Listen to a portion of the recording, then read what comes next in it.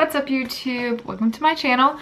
My name is Sydney Tala. If you guys don't know me, I'm Sydney T Fitness on Instagram, and today is going to be a Q&A. I actually got a lot of really good questions, so I'm either going to do this all in one long video or split it up into two parts, but let's go ahead and get into it. Be sure to give this video a thumbs up if you enjoy it, and subscribe below if you aren't already. So enjoy the video.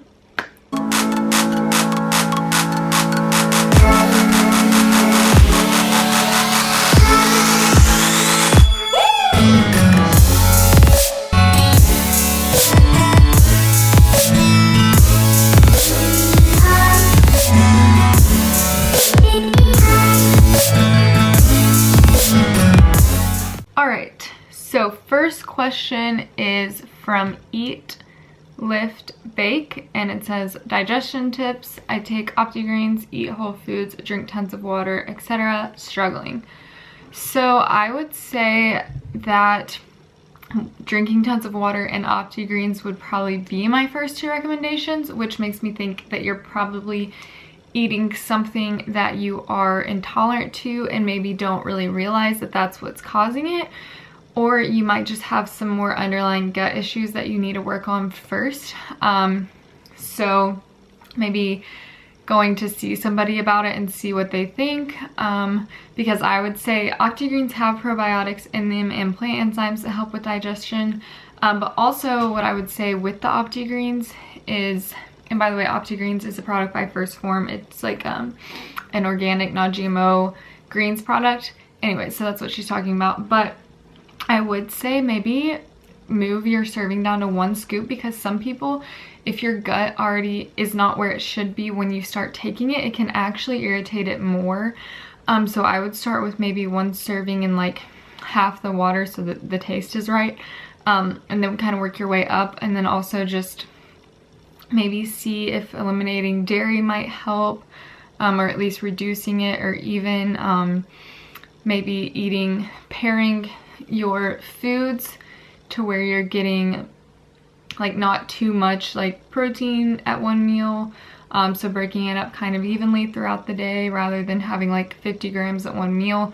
And I don't know what you do, but that would be a good tip. Lots of water. Trying to think what else has helped me. I would say my greens and water have helped me the most. And then also I know the foods that cause it. Whenever I eat like a lot of like cauliflower and broccoli, or just have like off meals when I eat out, my digestion is terrible. So I do have to be careful. So I think kind of listening to your body, learning the foods that cause it the most would be good. But I would also definitely consider going to see somebody if it doesn't get better after like maybe trying to go down to 1 scoop, working your way back up and stuff like that, because it could be just like a IBS type of problem or something like that. So there's that. My phone's messing up. Julie Reese, sorry, I don't know how to say that. How do you lose stomach fat without losing glute gains? So this is, I will say, everybody loses their fat differently. And for some people, most people actually, stomach fat is kind of the last place it comes off of. For me, actually, that's one of the first, and it's the last on my glutes.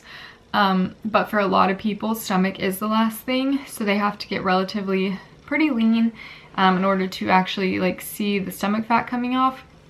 But I would say my tips for not losing basically your muscle in a fat loss phase, to answer this a little bit more specifically, would just be to keep your training intense.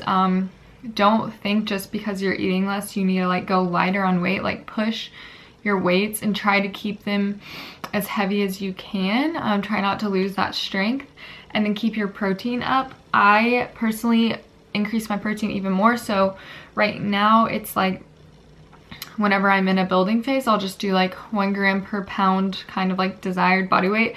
But whenever I am in a fat loss phase, I make sure to either keep that for sure there or even higher to help me maintain as much muscle as possible.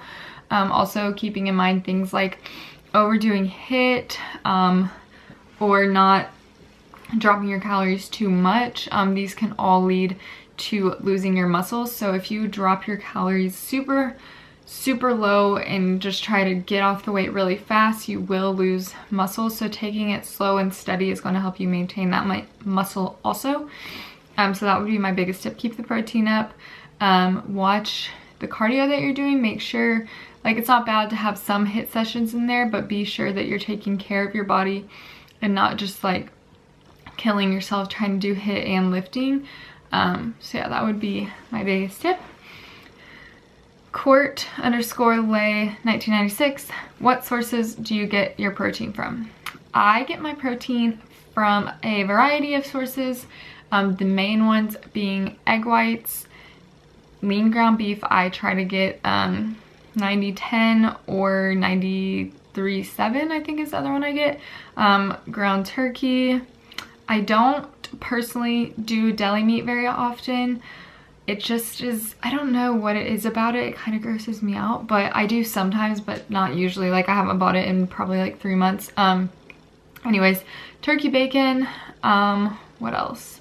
I love like vegan veggie patties with protein, but I do have to be careful with those.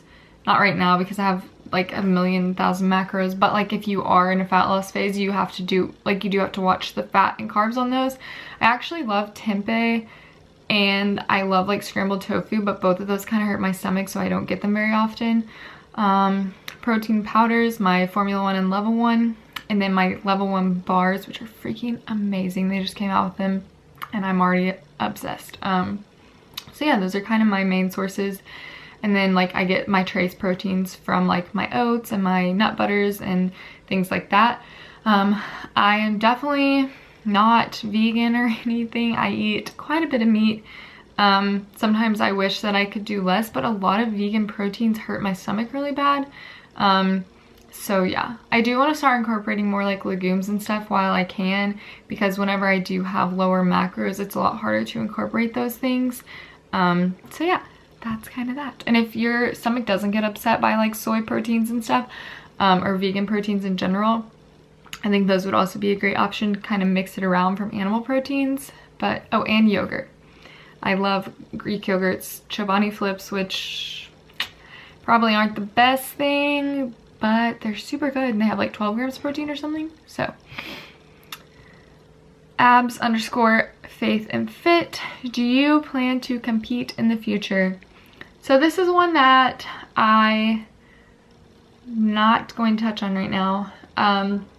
I really just don't want to bring it up right now. I'm doing a lot of things for me right now, and I just don't, I'm not saying yes or no. I just don't want anybody's opinions to affect my decision.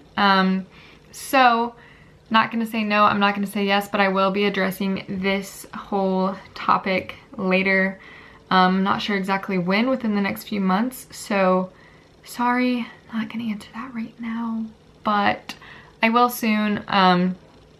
So yeah, I feel like I get a lot of other people's opinions and I'm just like, don't want those right now. So Megan Olisny, sorry if I totally said that wrong. How did you calculate your macros?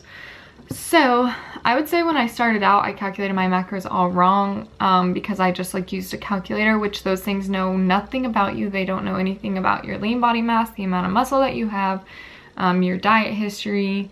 They don't know like your intolerances. They just don't know any of that, and they shouldn't. Like, it's a computer calculator. But I would say don't use that. And what I would do, and what I have done, like what I do now with my clients and with myself, is track your food for a week or two, see where you're at, and see if you are maintaining weight, losing weight, gaining weight, whatever, and figure that out first and then go from there. Because if you just follow an online calculator, it doesn't know, like, it really can't know your maintenance. So if you know your maintenance, then you can know what you can eat to stay the same, and then you can adjust your macros from there. I would also say, just as like a general rule of thumb, I like to do, so calories first, figure that out first, your maintenance calories, and then a pound, 1 gram of protein per pound of lean body weight, or like ideal body weight kind of. Right now I'm actually eating over my body weight, but I am also like in a growing phase, and I would just say anywhere around the range of 1 gram per pound lean body weight is going to be a good amount, at least to start. And then I would see how your body responds. If it responds better to a higher, so you're gonna want to fill the rest of your calories after you get the protein with carbs and fat. And I would say that you're going to want to see which one your body likes more. Some people run better on a lower carb, higher fat. Some people it's the opposite. I love my carbs. I also really like fat, so I kind of have a moderate amount of both. But you can play around with that. And as long as your protein is on point and your calories for your goals, whether it's maintain, lose fat, put on muscle, as long as those are set, you can kind of play around with the carbs and fats. So yeah. J Fredette 14. Wow, I'm really bad at pronouncing Instagram names. What do you eat after a night workout? I've heard eating at night isn't ideal for weight loss, so how do... And then it got cut off because Instagram sucks. So I kind of get the point of the question though. Eating late at night, the whole myth that it's bad for weight loss is seriously just so stupid. Like, not stupid that people believe it because it's out there everywhere, but the fact that people actually preach that and like want people to believe that just is like crazy to me. Because all right, so you have 24 hours, a 24-hour period. If you eat, like, it's the calorie amount, it's not when you eat it. So if you eat 300 calories at 8 p.m. versus at 12 p.m., there's still the same calories, and calorie balance is what matters. So I would say the only like caveat here is like eating at night. If eating at night is past what you were supposed to be eating, like if you've already hit your macros, then yeah, it's gonna put you in a caloric surplus. If eating at night causes you to then binge and eat more, then that's gonna put you in a caloric surplus. There can be things with digestion, like if you eat a super huge meal, then go right to sleep. You might not feel too good when you wake up.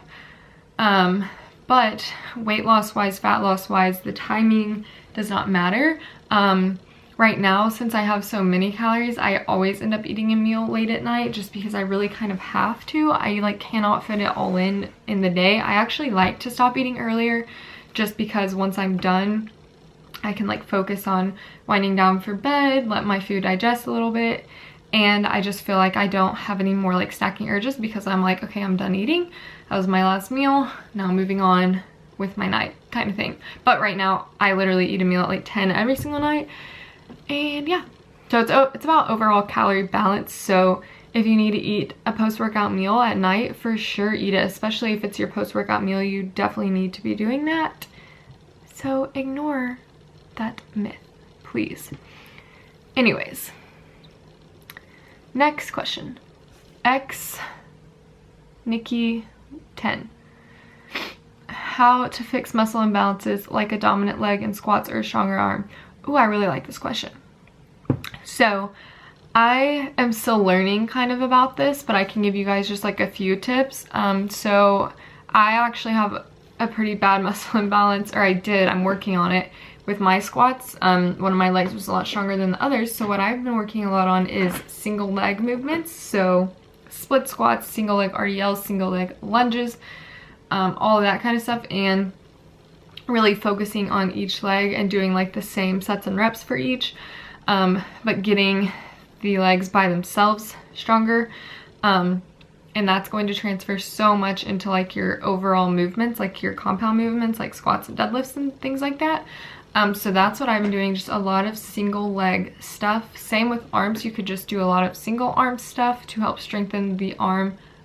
That is, sorry, I got like a cramp in my neck whenever I did that. To strengthen the arm that's weaker or whatever the case may be. And then I would also say a lot of people don't really realize a lot of upper body imbalances can come from either like not training chest or not getting chest when they're training upper body. overtraining back and not worrying about anything else. My PT, I'm going to PT for my shoulder right now, and we did find out that really the main reason was that my back, my upper back muscles are way stronger than like the lower part, and it's causing a lot of imbalances in my shoulders. So figuring out things like that, I would definitely recommend actually going to a PT, even if it's not long term, just to kind of get some tips from him, see if he can help you figure out what your imbalances really are, because I really just thought my left shoulder was like weak or something, but really it was all rooting from like my back and my rhomboids and that kind of stuff. So yeah, I would say that, and then single, if it's for your lower body, single leg movements. Do you think you'll ever live a balanced lifestyle, or will you always be bulking / cutting and calorie counting? I definitely think I will one day.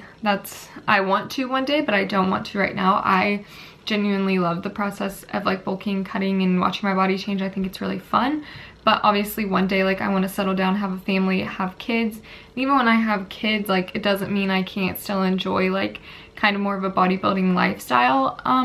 But I'm definitely not against stopping one day. Like, I don't want to track macros my whole life.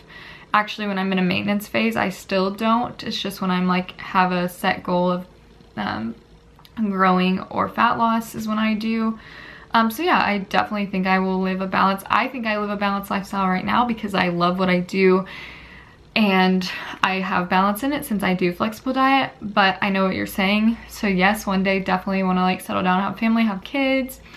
And who knows, I might still occasionally do some fun like bulks and cuts just for fun because I love it.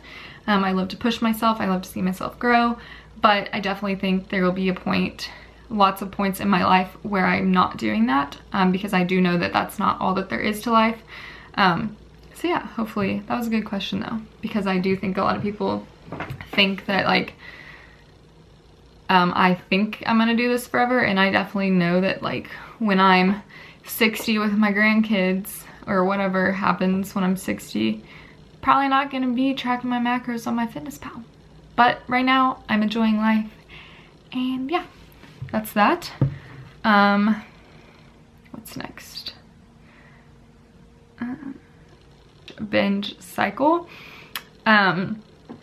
Yes, I would say I did for a long time because I just didn't know what to do and I was not being patient.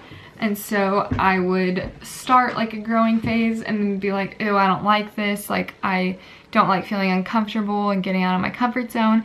And then I would start restricting, and then whenever it comes to actual restrict binge cycles, I actually had like real restricting and binging for like 3 months. And yeah, so I did struggle with it for sure, and I think it was just me kind of figuring out like that I needed to like be happy with where I was and realize that it's a process and there's like no rush in it. And I don't really know exactly. I think it was just pushing to overcome it because I knew it wasn't good that helped me get over it. And I'm not like a counselor or anything, and I never went to one, so I'm just lucky, I guess, with the people I had in my life and the mindset I had, because I knew it was not a good thing to be doing. So yeah, I did struggle with it. I really don't anymore. I will say there's nights when I wouldn't call it a binge anymore, but there are nights when I'm like, oh, I already messed up, I'm gonna eat even more now. It actually hasn't happened in a while, thank goodness. I hope it never happens again. I'm not gonna say it won't, but I feel very, very, very good about where I'm at right now.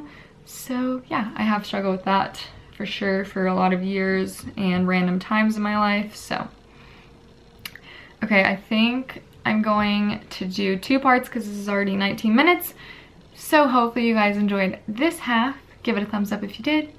And I'm gonna start recording the second half, and you guys will see that next time. I love you guys, and I'll see you in the next one. Bye.